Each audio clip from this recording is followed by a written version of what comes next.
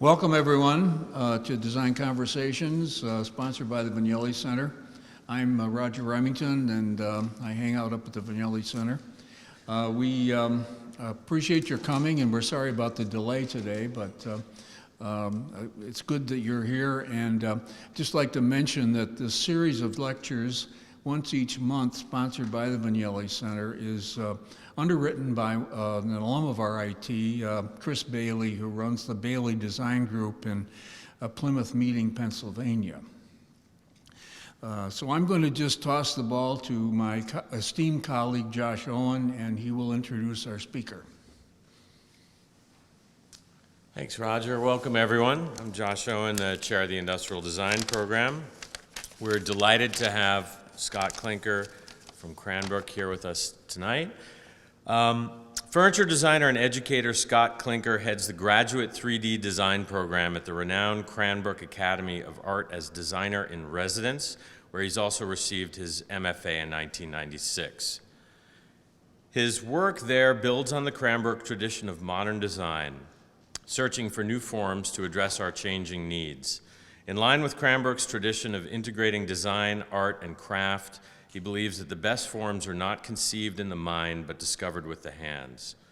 While trained as an industrial designer, Scott's primary inspirations come from the world of architecture and sculpture. His approach is driven by an interest in scale, proportion, and furniture's connection to space. After years of designing in larger corporate contexts, as an in-house designer at Ericsson, as a senior staff at IDEO, exploring advanced concepts for Steelcase, Klinker ventured to Japan in 1999 to lead a product design program at the Kanazawa International Design Institute and founded his independent studio, Scott Klinker Design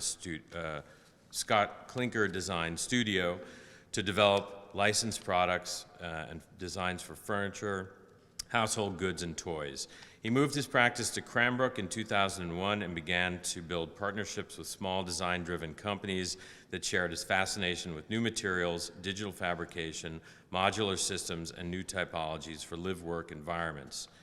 In 2004, Scott's Space Frame Builder's Kit for Offie & Company was selected by Fortune magazine as one of the top 25 products of the year.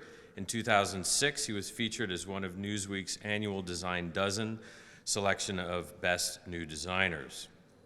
In 2009, he launched the Mixed Modern collection with a major Michigan-based retailer. In 2012, Scott completed a new product with Alessi, the Italian design factory, and led a collaborative project between Cranbrook and Herman Miller that earned the Best School Award at the International Contemporary Furniture Fair in New York City. Scott has also curated design exhibitions in Kanazawa, Chicago, Detroit, New York, and Milan. As an active agent in education, culture, and commerce, Scott is building new works, connections, and discussions to inspire design culture in America and abroad. We're delighted to have Scott with us, and thank you for coming, Scott.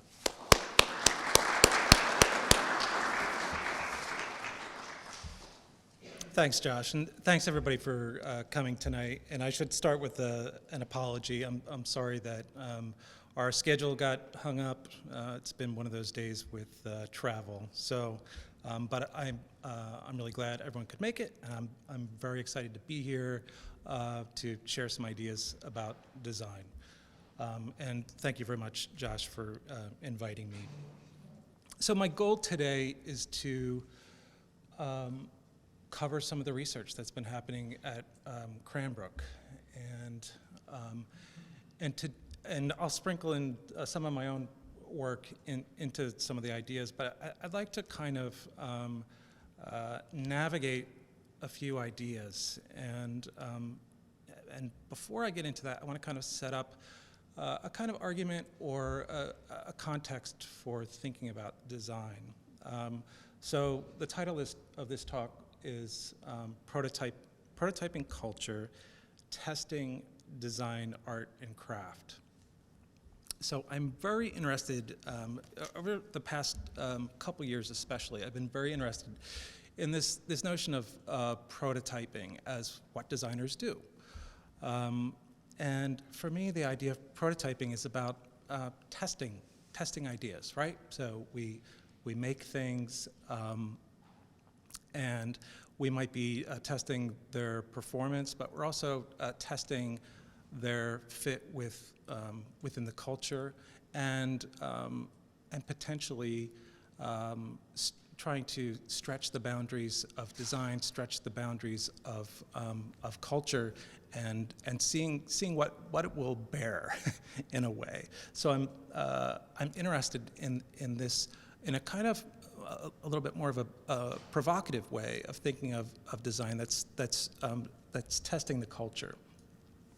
In our case at Cranbrook is a terrific graduate arts school. So we're a small school, 150 students in 10 different disciplines. So there's 10 different departments, 15 students per department, but all of our disciplines are more in the fine arts. So we've got, we've got architecture, 2D and 3D design, but then printmaking, photography, painting, sculpture, metals, fibers, and ceramics. And so it's a small school, so it's very interdisciplinary, but it's more interdisciplinary within the arts. So it's for designers, it's great because designers are put right next to sculptors and craftspeople, and the exchange of ideas happens really organically, just because we're in such close proximity to each other, which is could be a little bit different from other schools like your own, where you've got actually, from my understanding, many more kinds of disciplines that design can connect with, from business to engineering and the arts. So it may be a different kind of collaboration, different levels of collaboration that are happening within design here. But at Cranbrook, I think we are good at design kind of hybridizing with the arts. And so that's mostly what I want to talk about today. Testing these ideas and ways that design, art, and craft are beginning to integrate. I'm not the first person to say this, but I think this is one of my favorite expressions of what design is. That design is a question and a statement at the same time. And all of us get into design for different kinds of reasons, but I think this is the reason that I got into design and what kind of drives my interest in design. And it's that notion of design being a question and a statement at the same time. So what do I mean by that? It means that design is propositional. So we make propositions, we visualize ideas that go out into the world, and we say, and we ask the world, what if we lived like this? And we create a visualization for that, or we make a prototype of something, and we put it out into the world to kind of test that idea. And I think for myself, and for a lot of my students, I don't feel like in my own work, I'm not that interested in an idea unless it has this, that it has to have some level of a question in it, or some kind of testing of an idea. And I think that's where a lot of innovation actually comes from. It comes from that kind of questioning, a propositional way of thinking of design. And along with this is this idea of, for me, and this might be a kind of idealized notion, but I have a feeling that our social realities are not as fixed as we imagine.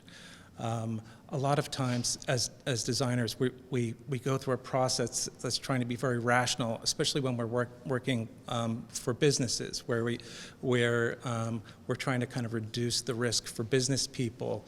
And it's a very kind of rational process, and there's assumptions that our social realities are very fixed.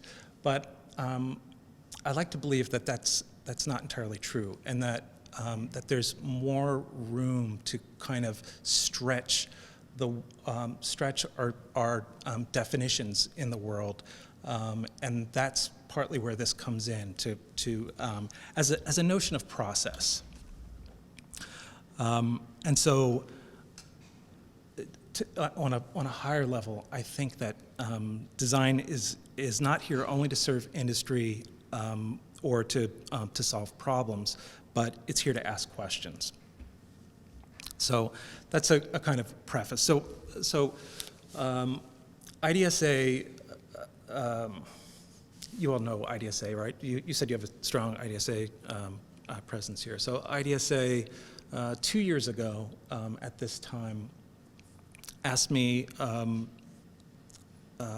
just through a casual conversation, how I thought IDSA could be better.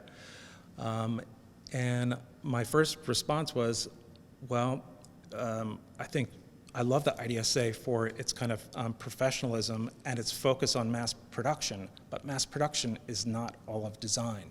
Design culture has expanded in a lot of ways and in a lot of discussions that I feel like IDSA is not a part of. So how could we expand the conversation?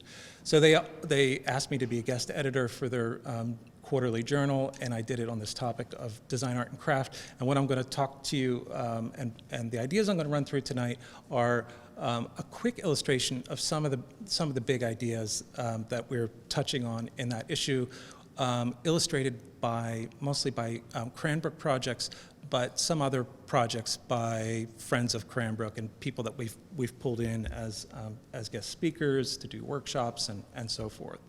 So that's to give some context of the ideas that I'm going to present. Then to back up and look at a more of a historical perspective, I've got 2 slides here that, for me, begin to really illustrate our moment in terms of design culture. So these are 2 diagrams by one of my favorite design theorists, Andrea Bronzi, who I'm going to talk about a little bit more in a minute. But it shows a shift from industrial society to network society. And so so my parents grew up in an industrial society, and you can see that the shape of these two models are very different. You know, one is very hierarchical. Industrial society was about fixed relationships and these kind of hard connections, solid organizations. They were more local and so forth, and it was very stable. Cut to, you know, I grew up in the early part of the network society, and most of you students were born into the network society, which has a very different shape and is a very different model of how things get done. Industrial society hasn't gone away, and there's still plenty of that, but there's increasingly more of this new model, which we could compare to the Hollywood model of projects, right? Where people get together around projects, experts get together around projects, do their project, then disband, and then go on to the next project, and so forth. And so there's this web of connections around projects that is happening. But the other thing that's happening is that you've got all these new ways of getting ideas out there, and all these ideas that are bumping up against each other. And so design is no longer this fixed thing that's about mass production. Design is out there on the internet, out in other kinds of physical social networks in the world, bumping up against other disciplines and hybridizing in all kinds of interesting new ways. So design isn't one thing anymore. It's all these different kind of fragments in a way, and so to me that's really exciting. Like what comes of all those different hybrids. And so this new model is very transdisciplinary, and I think of it as a kind of deconstruction machine, where things are kind of being pulled apart in different ways and then reassembled into innovative new ideas. And then the other big idea is just the internet itself, and what does that mean? And I mean, it means a lot of things, but it introduces new ideas of getting new ways of getting ideas out there, new ways of selling things, and new ways that people can organize themselves. So all of those are huge new aspects of how of the potentials of design. And it's probably never been easier for a designer not to have to go into the old kind of corporate structure, and designers now have the tools to design, make, and distribute things themselves in a way that's easier than it's ever been before, and that's really, really exciting. So these are ideas that a lot of the ideas that I'm talking about with my students in terms of like thinking about new models of practice. Okay, so thinking about American design culture and IDSA compared to, for a lot of people, for many people, when they think of international design culture, they think of the Salone in Milan as not only is it a huge trade show mostly for the furniture world, but it's also a center of a lot of experimental thinking, and it's an incredible platform. And so for what I wonder for American design culture is, how do we? It's much more difficult for Americans to participate in this just because of proximity. I mean, I've shown with my students in Milan before, and it's a logistical challenge.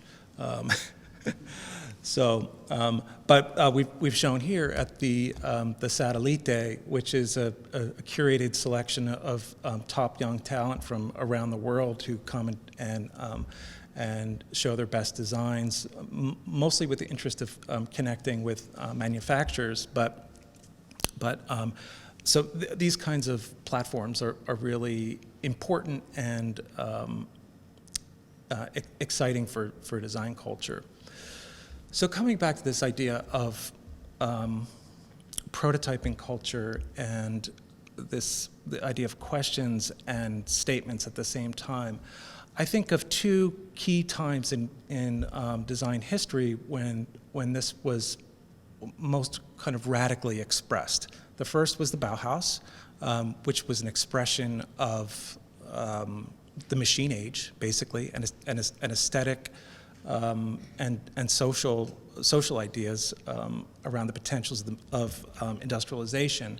And then the next was the Memphis movement in the 1980s, which was really an expression of the information age. And it was designers basically saying that it was time for design to become more integrated into pop culture. And so, thinking about that progression, I think that's a good question for where we are now. And in the magazine or the journal, I had a chance to interview Andrea Bronzi, who was one of my personal heroes. He's a design theoretician, Italian design theoretician. He was one of the members of the Memphis group, and this is like, if you're a Beatles fan and you got a chance to interview John Lennon or something, like this is my John Lennon. And so having a chance to ask him questions about the way he was viewing history and his role in history was really exciting for me. But bear with me, I'll read this quickly. I asked him, Memphis argued for design's inevitable need to embrace pop culture and fashion. Since then, has the line between design and art been sufficiently redrawn? And he said, Memphis was born in a moment in which the mass market was beginning to break up into fragments. New products had to have the ability to attract their specific user by means of a new language. Since then, design has radically changed, rationalism has fallen into crisis, and the international style has disappeared. The relationship between art, therefore, was not the only reason design changed. From that moment on, design ceased to be just an industrial product and became part of social culture, just like music, fashion, and cinema. So this is this idea of design becoming part of pop culture. And this was happening through these propositional prototypes that these designers were putting out, like Etere Soltis. This is an exhibition that he did in 1980 that was kind of a preface to the work that came out through Memphis. But I love this as an example of the early work that later turned into Memphis. My next question was, Memphis was mostly a collection of prototypes. What was the final impact on industry? And he said Memphis did not work for the industry, but instead for the anticipated changes in the market and society. At first, the industry did not understand the underlying reasons for our work, but during the 90s, it had to accept that the market demanded new languages and new ways of using the domestic spaces. And this is a shot of most of those Memphis designers. This is a more recent shot of the Memphis designers in one of their famous designs. So, you know, these are designers putting out a polemic about the role of design in a kind of historic sense. And then that polemic energy continued with Droog design, of course, in the 90s through to today. And design culture has, through the net, has really distributed in a lot of interesting ways. So to come back to American design, when a lot of people think of the key moments in American design, they often think of the history of Cranbrook. This is the Cranbrook campus, and those kind of golden years of mid-century modern that were driven by people like Charles and Ray Eames, Harry Bertoia, Eero Saarinen, Florence Knoll, and a lot of the values that were invested in that work, in my mind, came from Cranbrook itself. That Cranbrook has always been invested in making things and the idea of craft. And so what they were really bringing was an idea of craft to industry. So of course the Bauhaus did that too, but I think that they were taking those modernist ideas to a new and different level that was, to me, seemed a bit more human and softened and refined. But they were doing a lot of experimental form at that time. There's a great picture of Ray and a couple other people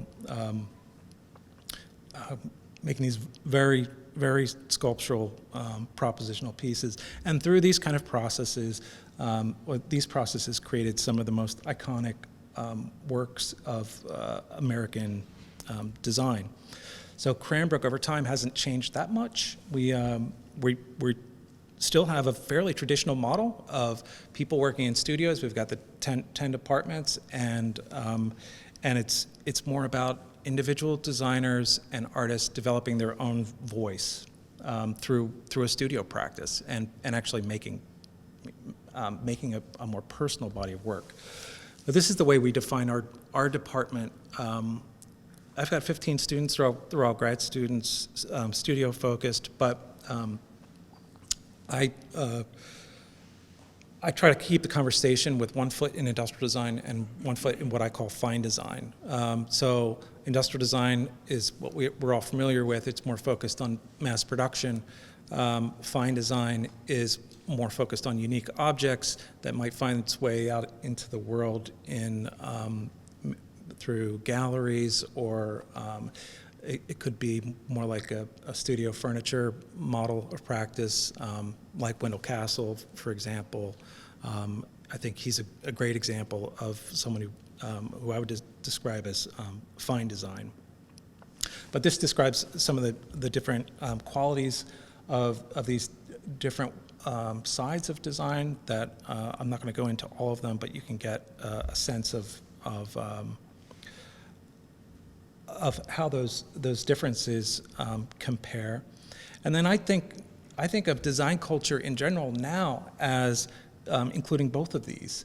And design culture is also a kind of bridge between them. And I like this idea of prototypes that get passed between industrial design and fine design in both directions. And the idea of research that might happen through prototypes that get passed between each side as a way of influencing each other and creating new ideas.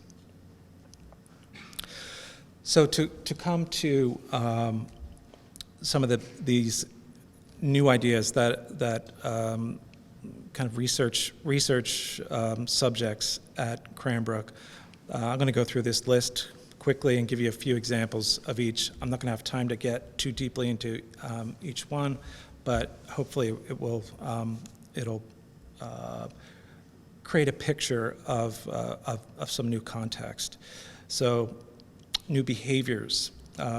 This is one of the most technological projects I'm going to show by a recent grad, Dami Hong, called Eat, Drink, and Connect, and it's a proposal for a pod that would go into a restaurant. So the restaurant might look like this, a series of pods, and the big idea is combining basically a dining experience with teleconferencing, so that you could sit down with a friend in another city. If there was a chain restaurant that had these pods that you could both go to the chain restaurant, both sit down and have dinner together through a window at the edge of the table.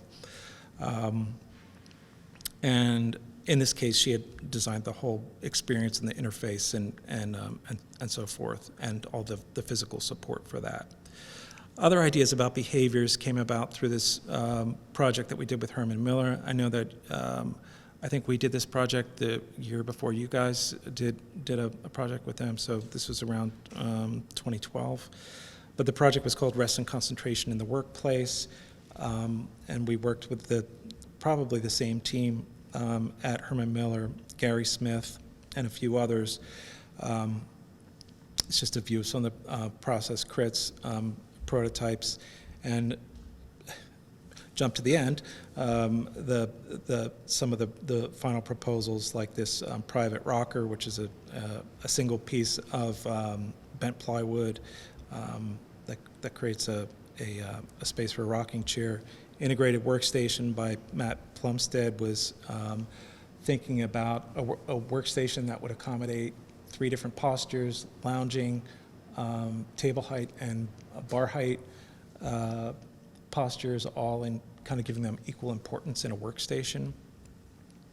This project actually turned into a product development project with Herman Miller. And this was our display of prototypes at ICFF in New York that year. This is one of my own projects, and with a lot of these projects, I think, I get my head into it. I have proposals too, and this was my proposal, not for that project. This came a little bit after, but I'm interested in a lot of the same research questions. And so this was a proposal for a privacy lounge that has a hard architectural shell and a soft upholstered nest inside. And the architectural shell has this slat construction that allows the person sitting inside to peek through those slats and be aware of what's happening in the space around them. So it's partly about an idea of interaction and a psychological interaction of a sense of psychological comfort and safety, because you're shielded from you're shielded from your surroundings and you're in privacy, but you still not know what's going on around you, which might be especially important in the office. When you're taking a nap and the boss is walking in or something. But here's a few views of this. This is a project that we did as a workshop with a designer named Leon Ronsmeyer, who's based in New York. And the project was about interaction, but usually nowadays when we talk about interaction, we're talking about digital interface. And in this case, the the project was looking at physical interaction and trying to actually innovate with proposals for new kinds of physical interaction. So that included proposals like this step stool by Jonathan Mickey, which looks very tippy and unstable, but the top of that is actually a solid piece of copper, and so it has a density and a weight to it that gives it a real stability. A waste bin by Grace Lee. In some cases, we're looking at a simple mechanical expression that could inform an interface. Or this, just a simple kind of shelving or storage piece of furniture that relies on, just simply relies on gravity in an interesting way. Next, I want to talk about conceptual craft. So traditional craft looks at known techniques and tries to master known techniques or traditional techniques. And conceptual craft is more about inventing new techniques, finding new ways of manipulating materials or putting materials together in new ways to create new languages. So we did a workshop with a British designer, Max Lamb, a few years back. And he's known for this kind of approach to materials. And I just want to show some examples of projects that came after that and kind of came from that way of thinking in a more kind of extreme case. This is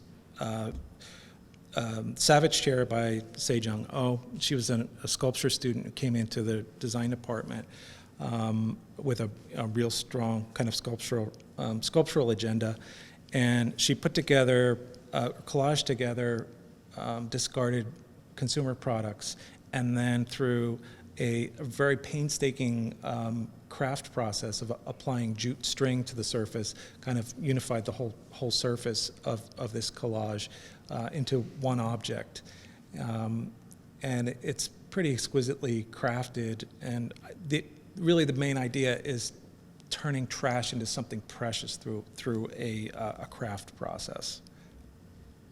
And this is how some of her work has evolved since she graduated. Now she's doing similar kinds of these kind of crazy alien forms with similar process with leather. PVC series by Jack Craig. He was taking industrial scale PVC and heating it up and inserting different kinds of materials in it. So he's using these PVC pipes that are about this, this far around, and creating these furniture pieces.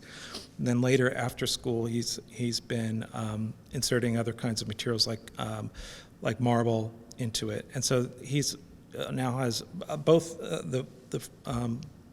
he and Sejong Oh are represented by Johnson Trading Gallery in New York City, as is Chris Schenk. This is a student project that he did that called A Reasonable Mirror, where it's a very raw, broken piece of glass with where he's trying to use the silvering process on the mirror in a kind of painterly way to express the process in a very raw kind of form. So he's all of these people, I think, are intentionally trying to be anti-slick. They're using these very expressive kind of rough forms as a counterpoint to polite modernism. So they're not interested in making polite modern forms. In fact, they want to make the opposite, something that is really stands out in a room. So Chris is now doing works like this, sold through Johnson Trading, alufoil series, and it's a process that's hard to describe, but there's a sandwich of materials in here, from a steel frame that's covered with foam and then covered with foil through a hand-applied foil and then resin. But he's now he's had commissions with Tom Ford and Dior fashion brands, and this is from his studio. It's a table that they're working on upside down, but he is busy. He's making these things for these pieces are going into flagship fashion stores as centerpieces of the interiors. And he's also represented by Johnson Trading. This is his work at Design Miami in 2013. This is one of my own projects. I'm inserting it here under the idea of conceptual craft,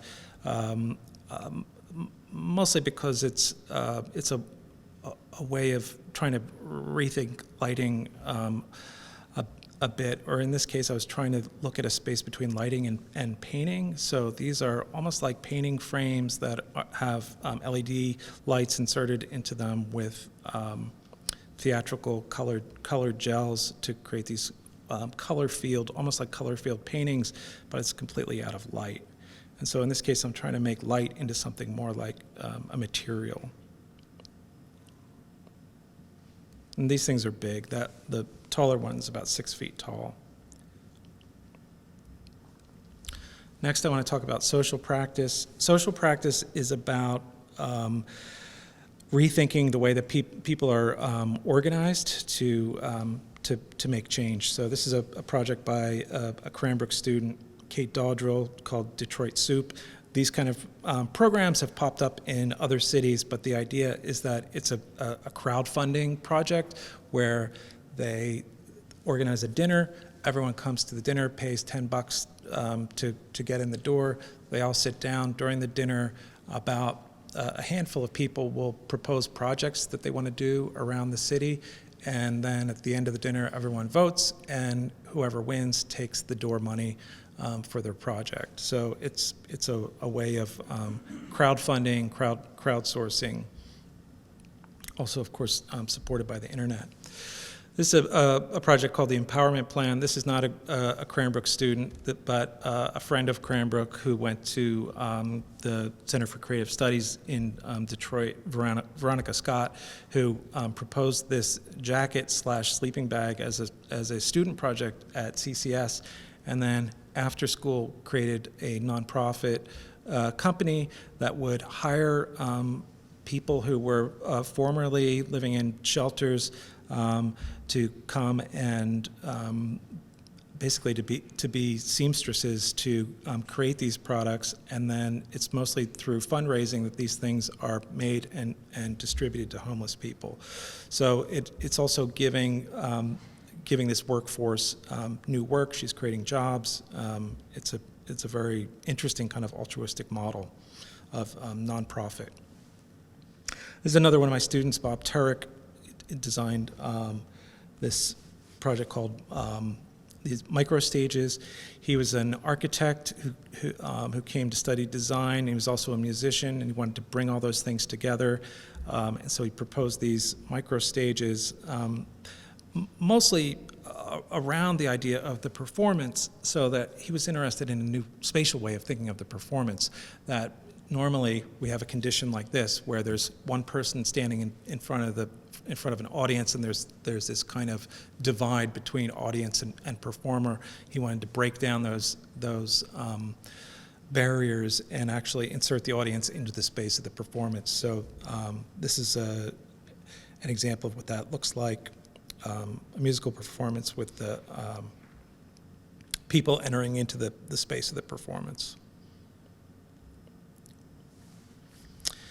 And then also under social practice, this pop-up park by Ross Hansen, who's proposing taking discarded industrial pallets and crafting. This isn't the best context to show it. This is at Cranbrook, but the idea was that these would be pop-up parks that could be inserted in Detroit. And later he did do this. I just don't have photographs of it, but he took this and set it up in different areas of Detroit, whether it's old abandoned parking lots or abandoned lots where homes have been torn down, to reinsert public space and to bring a sense of kind of destination, a civic destination, and a place of public care, but basically made out of next to nothing. Critical design is another topic that we're interested in. It's not one of the most popular topics, but I think it's one of the most interesting and most charged. And this is an example from the magazine that we included. This is not Cranbrook work, and it's not work that I condone, but this is the work of Cody Wilson, who designed the first workable 3D printed gun. And he made this as a political statement because he's a gun advocate, and basically it was a polemic. It was a political statement to say, I guess, what if, and he was proving it with a prototype. Here's a working prototype of a gun. Anybody can print a gun, and he had this online, offered it to people. Anyone could download the file and print it themselves until the FBI shut him down very quickly. But it was an example of a powerful example of a prototype made for the sake of argument. So again, it's not. I don't align with the values that he was putting out into the world, but I think it's a powerful example of that kind of thinking. On the opposite end of that, this is a work of one of my students called Bulletproof Panic Room. This is a prototype by one of my students to basically suggest the other side of that argument of living in constant fear of gun culture. And he wanted to create a space where he could go, where he felt safe from the conditions of gun culture. So, and created a whole a bulletproof prototype of that. So these are prototypes that are questioning our values around technology. Self-production has become another big topic in design with young designers, also known as D2C, or designer to consumer. So this idea of designers designing things, making it themselves, and through these new channels of the internet, warehousing, and FedEx, basically, that you can make things and sell them directly yourselves.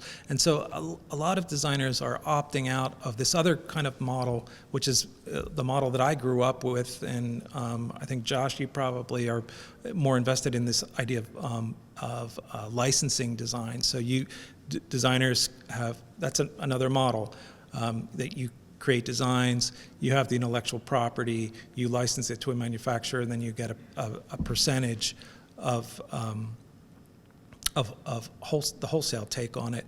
But I think increasingly young designers are finding that model to be not so workable, and the number of those kind of opportunities seem to be kind of dwindling too. So this has been a way around that. Okay, I'm just going to make it myself, and now through the internet, I have all the tools that I need to make it and get it out there in the world myself. One example of that was my student Matt Plumstead, who designed this clip tree. This actually happened through a Kickstarter campaign. Well, first he showed it at ICFF, got a lot of interest from buyers at ICFF. He showed it as a prototype. Then he used that interest to start a Kickstarter campaign, got the funding from Kickstarter, tooled the stuff himself with vendors, and started selling it himself. And then within a year, Umbra, a big manufacturer, came along and actually bought it from him. So he's not in the self-production game anymore with this, but it helped him get the product started and to basically prove the product in the market. Other examples are Felicia Ferrone. She's a Chicago-based designer. She came to visit us last year. She's not a Cranbrook person, but she's a friend of Cranbrook, and she came to visit last year to lecture. And she's talking about this set of glassware that she made and distributes herself. It's all produced in Eastern Europe, so she found all the vendors to herself, and basically started a company making and selling these pieces. And then there's companies like Fort Standard. These are some young guys in Brooklyn who are making small, simple, small objects that are really kind of design driven. And people like Lindsay Adelman, she came to visit us last year. She's making these incredible lighting fixtures. And in her case, I think she's really working that niche very carefully. So she is selling chandeliers, basically. And these, and the reason that, well, they sell for a lot of money because they're like the jewelry in the room. They're the centerpiece of the room that people are willing to pay a lot of money for, and she recognized that and really capitalized on it, both with some amazing designs and build a company around that niche. So she's got a small army of people working for her now in New York, and making some incredible sculptural lighting fixtures. Last topic I want to talk about is this idea of design gallery. So. The design, we had Sam Vins from Volume Gallery. He's a design gallery out in Chicago, come visit this year, and really interesting guy and interesting practice. And he's very interested in connecting with interesting, young, talented American designers, and he wants to give them a space of pure research that result in gallery level work. And so he's working with people like Rolu Studio. He's working with people like Jonathan Mickey, who's one of my recent graduates. And this is a show, they gave Jonathan a solo show in Miami in 2013, which got him a lot of good attention. And then the next year, he was invited by Design Miami, he was commissioned by Design Miami to design their pavilion, which is a major project for a young American designer. And so that's a quick glimpse of the execution of that project. But this is,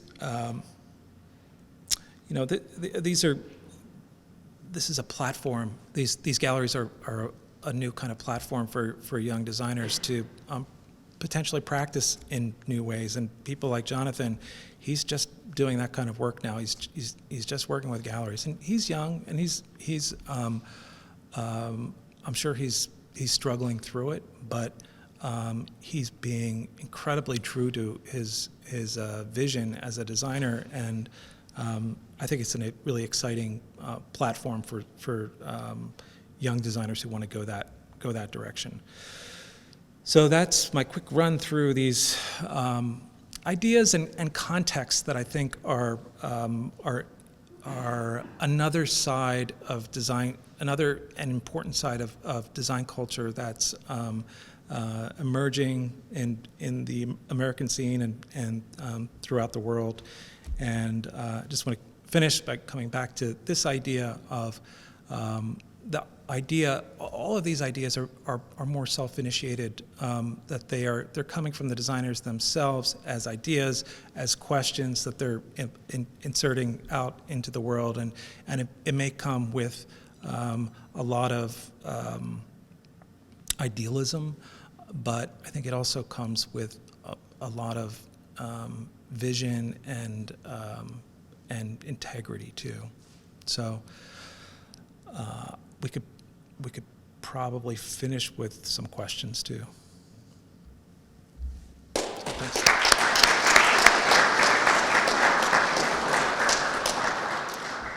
And thanks again, everybody, for coming and being flexible with the timing today. Any questions?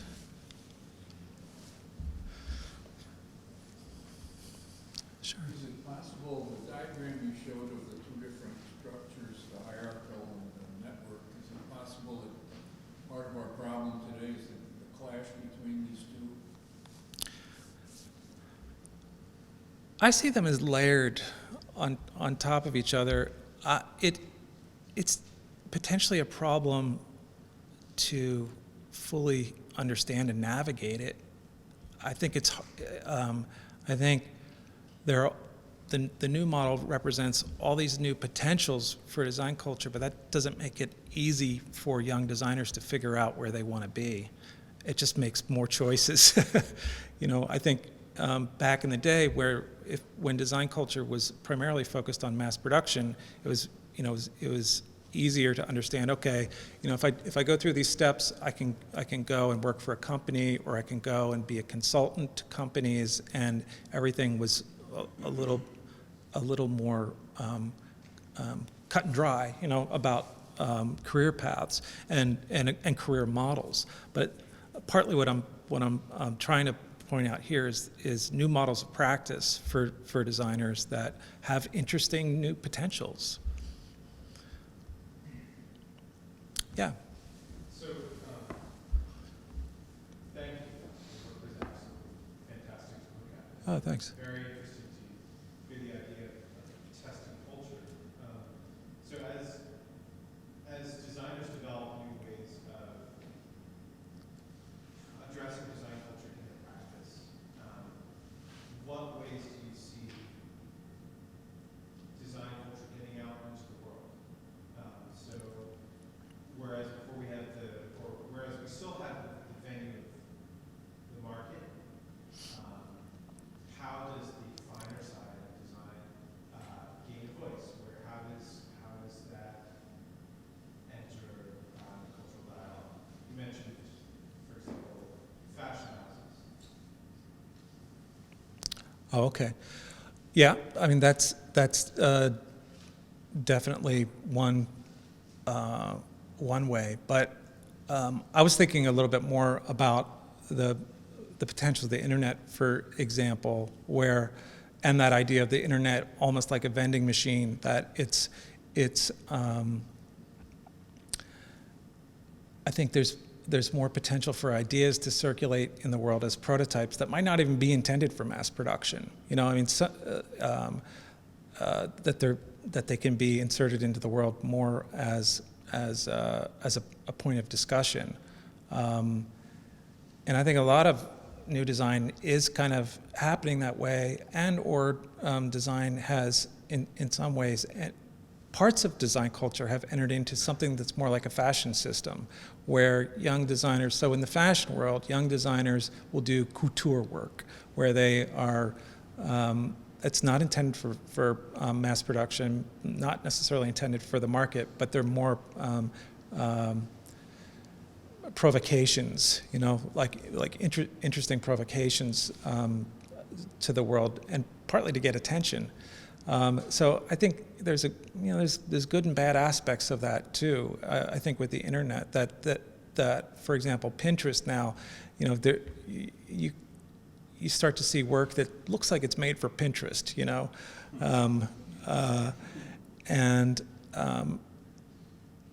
I find parts of that really interesting, because some of the work I think is really fantastic and wouldn't find its way into the world in the normal mass, the normal channels of mass production, and part of it is also about this idea of prototyping, and some of the stuff is just sort of formal exercises, but there's some people out there who are really good at doing formal exercises, and I want to see it, So there are places like Pinterest where I think reputations are being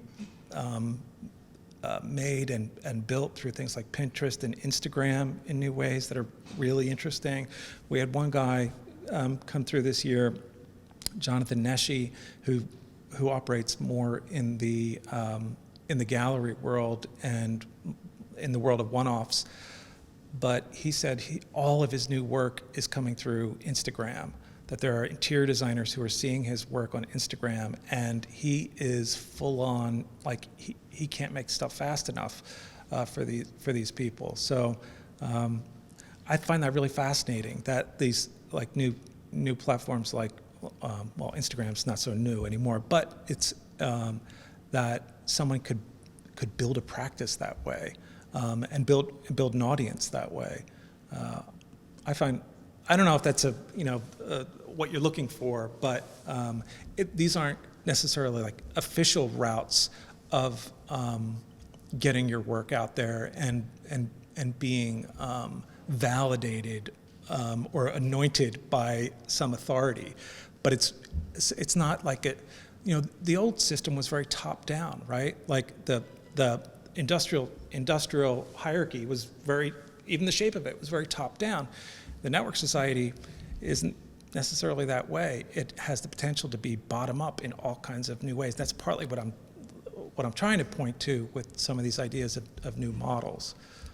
Whether you want to, and that applies to whatever kind of work you want to do. Whether it doesn't have to be artistically driven work. I mean, all kinds of new products are coming up through these bottom up kind of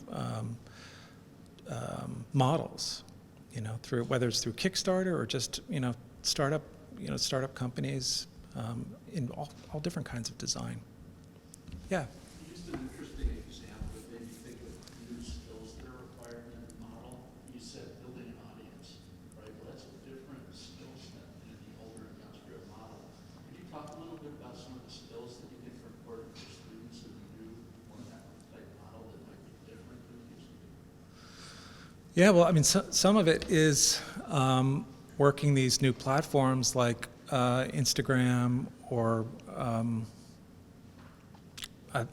mostly Instagram and I guess Facebook too. I mean, all of those platforms of basically self-promotion. But I mean, you could also think of them as platforms of identity, that you are trying to build an identity for yourself and building an audience. So it's not just about reaching the audience that you already know, but trying to project past that. So and there's still like lots of hierarchy too, like certain gatekeepers with the blogs. The blogs that have bigger audiences. Those are editors or curators that validate certain things here and there. Understanding who those kind of gatekeepers are, I think, is important, and not just knowing them in a virtual sense, but showing up and meeting them. And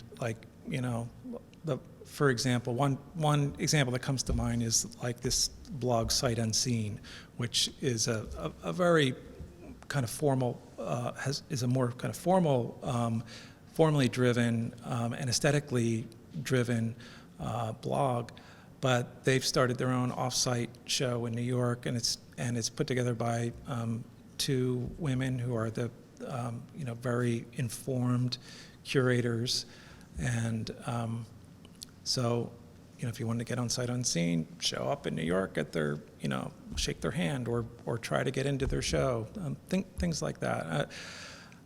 I think that is one of the bigger challenges for students, and the suggestion of all these new models with the idea of the network society, that it requires basically entrepreneurial skills, and part of the entrepreneurial aspect is marketing, but getting your work out there, getting your work recognized.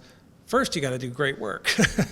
That's on top of like needing to learn how to do great work. So it is a whole new set of things that I think designers need to learn, and it's not easy. But I guess I'm mostly trying to point out sort of the theoretical potentials of all that, Or I mean, all this stuff is, I'm not saying anything really new. I mean, all this stuff is out there, but maybe just in terms of thinking specifically about design culture, like what these new platforms mean for design culture, I think is really interesting. Other questions? At what point do you draw the line between design and art? Because when talking about critical design and prototyping to start a conversation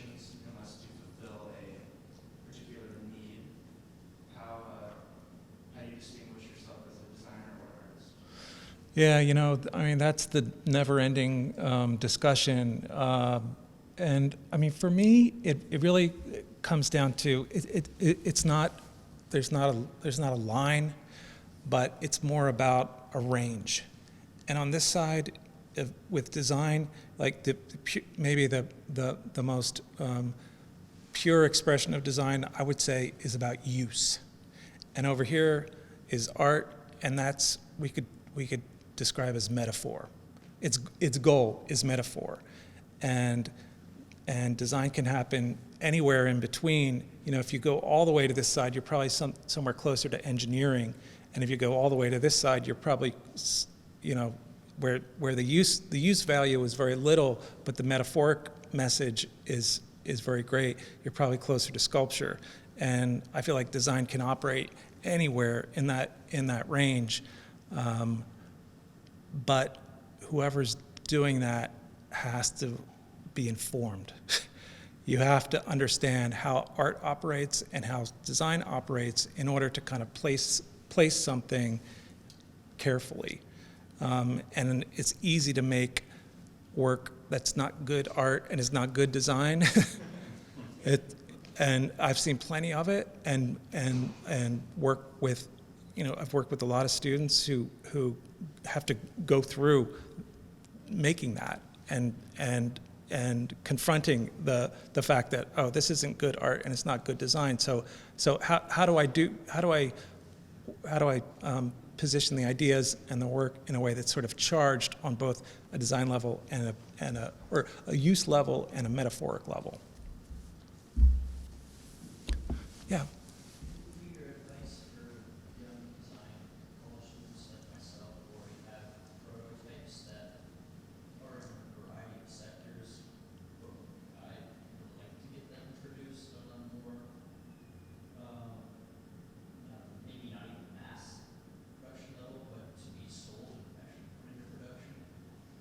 What would be your best advice in reaching out to specific companies who would sell them, whether it be through mass media or social media, or still even more on the formal side, and talk between previous industrial era of production and now the social network of production? Do you think there'll be a shift from designers being hired by one company to more of a freelance designers? Well, it seems like there's already lots of different models out there. Like some companies, they want to work with only in-house designers. Like companies like Steelcase, they have a whole in-house design team, versus Herman Miller, which does all of their work with outside designers. So, I mean, there's all those different kinds of models. My advice to a lot of my students who are leaving is, like, go work for a company like Steelcase, where you can get some experience and basically go deep into that market, and because there's just so much you got to learn about what the market's looking for and all the techniques that their factories are using. There's just so much to learn. So I would still advise anybody to at least spend some. Like I did that in the early part of my career. I worked for a big corporation for 4 years and worked on products from concept to production, and worked, worked the project all the way through, so I could, just so I could learn, and I was learning on someone else's dime. I would recommend, that you try to do that. Learn on someone else's dime. Go out, just go out and try to get a job. I think the number of design jobs out there seems, in-house design jobs, I think seem to be harder to find these days. But I would still recommend that. But beyond that, I think you got to show up. You got to, like, if you want to work for a certain company, like, I mean, I just did this myself. I'm trying to build my own. I'm trying to build some new connections with the industry. I teach all the time. I've got a number of smaller clients that I worked with, but recently I said I want to work with some bigger companies. So I had to do this myself. I spent a whole summer developing a series of prototypes, that one lounge chair I showed was one of them, and there was a series of other ones that I made that I just made as a calling card to go to NeoCon. NeoCon is the big contract furniture show in Chicago every year, and I just tried to set up some meetings with design directors and set up, beforehand, and I just showed up and I said, I have these designs that I'd like to show you, just so I can show you what I'm thinking as a designer and what I'm capable of in terms of form giving, and I understand your market. So in this case, it was all soft seating too, and that was recognizing that this whole area of lounge. There are new needs for new kinds of settings in the office that are about lounge space, and a lot of companies need new products in that category. So that's what I designed for, and then I showed up at NeoCon and set up the meetings and said, here's me. So, I mean, and that never really stops. I think, through your career, whether you're starting or, I'm not just starting, but I still do that kind of stuff, and that's the way you meet people and build relationships. So I think that's a big part of a kind of the entrepreneurial aspect of trying to operate that way.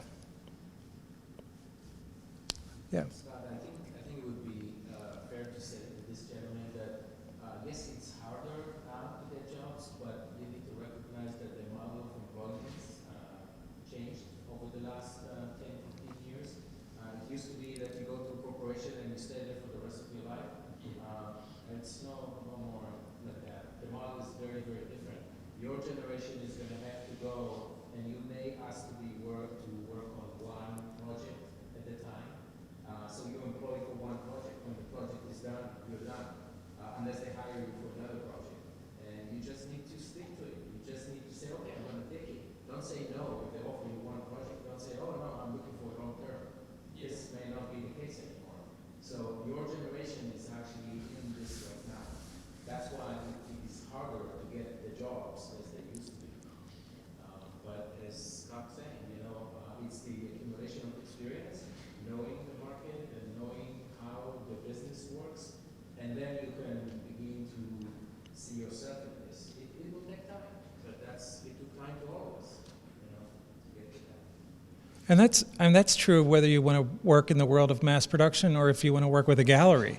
Like if you're working with a gallery, you have to understand what kind of work sells through a gallery, and who are their customers, and what role do those objects what do those objects mean to them? With that being said, I have a few prototypes that I'd like to push for production already and show, and they're different sectors.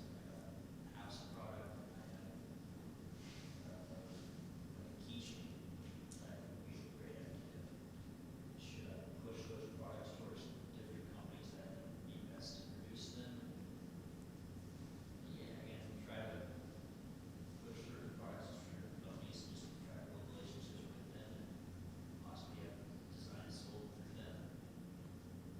And, yeah. Do you, for example, do you just go over designs that you think are great and try to send it off to a certain company to be produced? Or do you work with one specific company? I've done that, but like with the example that I just gave earlier of spending a summer making 4 different prototypes, all of those are ready for production, but I didn't really make them to take to a particular company and say, you should make this. In my case, it was more, here's what I can do. Let's have a relationship, But both ways can work. Like if you got a great idea, you could take it to a company. But I've found that that's really hard to do because most companies out there have such a specific equation of what markets they're addressing and what their factory capabilities are and their price points and everything. that unless you are really studying what a particular company needs carefully, and you're going to show up with the perfect thing, it's not likely that you're going to show up with the perfect thing that they're going to say, oh, we got to make this. I mean, sometimes it happens, but it's rare. I found personally it's rare to work that way. So I found it's better to kind of get as many irons in the fire as you can, and try to show up and show that you're serious about being a designer, and that you're serious about what value you can bring as a designer to their company, and that's going to come through your knowledge and your vision. And so, for example, if you want to, for me, I want to work for contract furniture companies. I spend time researching that market, and I look at their trade journals, and I know who's doing what in the market, and thinking carefully about if I want to work with a company, like how actually could I help them position themselves relative to the market, and so I think you have to really be invested and kind of go deep into the market, so that you're bringing that as value. Like, I know what's going on, I can help you. I think it's really important. Are we running out of time? Well, I think we're pretty close. Any final one last question? Yeah.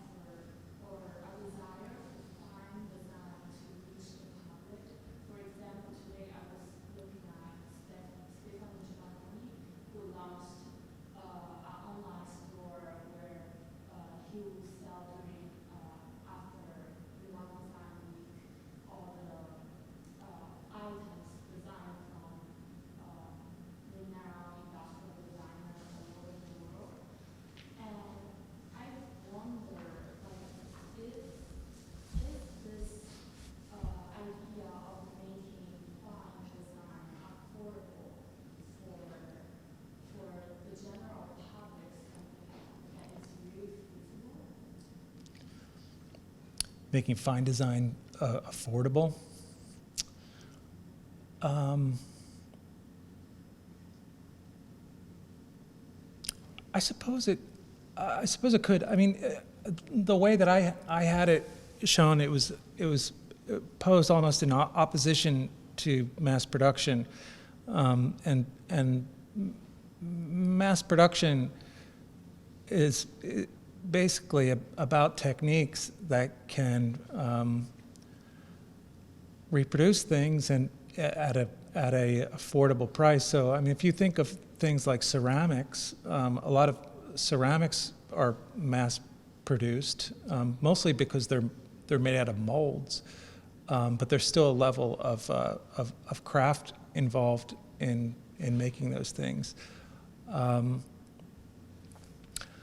That's a good question. I'm not sure. I haven't thought about that so much.